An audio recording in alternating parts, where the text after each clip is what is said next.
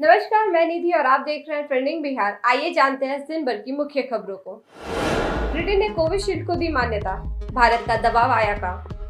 Britain ने आखिरकार serum institute of India के द्वारा बनाई गई कोरोना वैक्सीन कोविशील्ड को अपने नए यात्रा नियमों में मान्यता दे दी है, लेकिन अभी भी ब्रिटेन जाने वाले भारतीयों को क्वारंटाइन रहना होगा।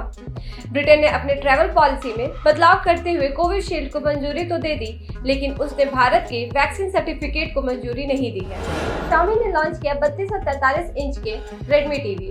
Xiaomi ने आज भारत में अपने दो नए रेडमी स्मार्ट टीवी को लॉन्च कर दिया है। रेडमी के नए स्मार्ट टीवी 32 इंच और 43 इंच स्क्रीन में साइज में पेश किया गया है।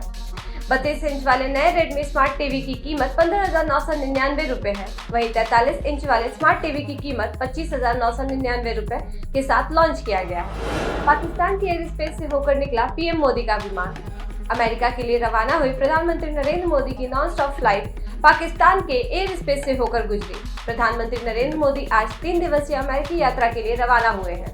यहाँ वे संयुक्त राष्ट्र महासभा क्वाड सम्मेलन में शामिल होंगे और राष्ट्रपति जो बाइडेन से द्विपक्षीय वार्ता भी करेंगे। प्रधानमंत्री नरेंद्र मोदी के साथ एनएसए अजीत डोभाल, विदेश सचिव हर्षवर्धन श्रृंगला सहित एक टॉप डेलीगेशन भी गया है। Weather update. गोपालगंज, भागलपुर सहित बिहार के 10 जिलों में बारिश का अलर्ट। बिहार में गोपालगंज, भागलपुर, बांका, जमुई सहित 10 जिलों में बारिश के कई स्थानों पर होने की संभावना जताई गई है। इन जिलों में अधिकतर स्थानों पर बारिश की संभावनाएं हैं। अन्य 28 जिलों में बारिश को लेकर कोई खास सिस्टम नहीं बन रहा। मौसम विभाग का कहना है कि 28 जिलों में 1 या 2 स्थानों पर बारिश हो सकती है। रेलवे ने 17 जोड़ी स्पेशल ट्रेनों के परिचालन में किया विस्तार।